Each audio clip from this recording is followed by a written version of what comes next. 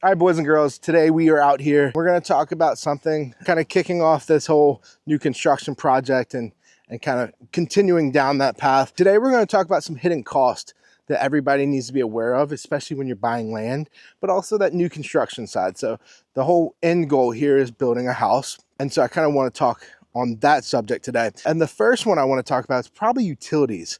Utilities are going to be one of those unknown hidden costs. And I don't want to call it hidden. It's not like someone's trying to hide something from you, but there's quite a few steps to get to that point. So if we're thinking we need public water and sewer, then most counties are going to charge what's called a tap-in fee, essentially tap into their lines. But we also got to think, how much is it going to cost to get that water and sewer to that property? Sometimes you're talking about running 100 yards, something like that. And then so what's that piping and all that trenching going to cost to get to the property? And then also, if we're going into like the septic and well side, you need to think more along the lines of system design. So that's when you go down to reach out to an AOSE. And so I've had Roy on the channel. That is someone you'd want to reach out to and talk to about getting your property perked. You want to do that before you close on the property, ideally. So that's going to be a hidden cost of around $1,000, maybe a little bit more, maybe a little bit less, depending on the AOSE you go with. That's going to bring up a couple different things. One, you have the cost of doing that. Then you got to get what's called a permit and everything else.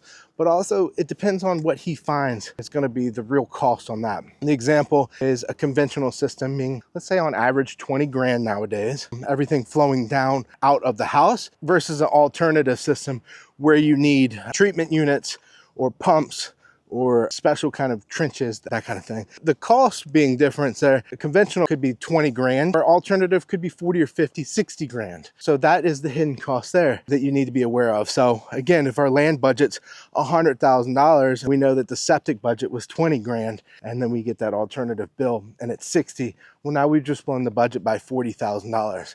So that is something that I want everybody to be aware of. So utilities, those are the two big ones that come up, sewer and water. But you also got to think driveway costs. So if there's creeks or anything involved, what's that going to cost for the clearing of the lot and the clearing of the driveway, culvert pipes, those kind of things. Those are all things that your builder are going to be able to price out for you. You need to keep in mind, a lot of folks, I want to get as far as we can off that road. Well, you're going to be paying for the driveway, the clearing of that driveway, the gravel, the base layer that needs to come in.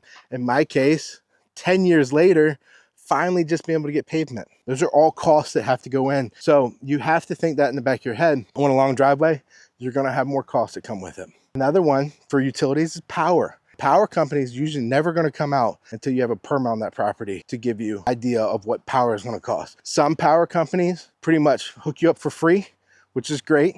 You have a lifelong customer, of course. Some power companies charge you. So that is going to be things that you need to find out, or your builder needs to find out for you. Not really a hidden cost, but the other thing you should probably focus on doing is getting survey. And that's going to protect you from some hidden costs down the road. Think if your neighbor's driveway is on your property, or you're buying a property, it's 150 acres, and it comes to be that it's actually 125.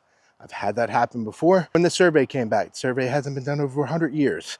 Everybody was off on it. So survey is going to cost you some money up front, don't get me wrong, but it's going to save you some money in the long run. Usually finding those encroachments and sometimes just the overall size of the property. A hidden thing that I always want to talk about too is access to the property. We want to make sure there's good access to the property, so you're not landlocked property. So deeded access being you got to get a deed to go across somebody's property, or you have permanent access, whether it be from the road frontage or they cut a sliver out of someone else's property to give you access to the property. That way you're not spending more money or potentially buying a property that you can't get to unless you have a helicopter, which it's not fun. So those are other things that you want to make sure. Mostly in the title work that's going to have information on that, how to get to the property. And then also that survey should pick up some deed work as well. Make sure we have that easement and or access to the property. And then the last hidden cost that I want to talk to about is how you bought the property, whether it be financing charges, holding cost, or if you're doing a construction or perm loan, you got to pay interest on every month you're holding that loan when you buy the property. So those are other things that you need to really pay attention to. Some people's ideas buy the property, pay it off, and then build. Some people are buying it with land loans and then doing their construction to perm, and that essentially wipes out the land loan. Some people are buying it with the construction to perm. So there's different scenarios, and we talked about that a little bit more with Jordan when I had him on the channel. So if you need some refresher on the financing side, go check in with him. But working with a good lender, and really understanding your finances. It's not really a hidden fee, but something that you really should be paying attention to.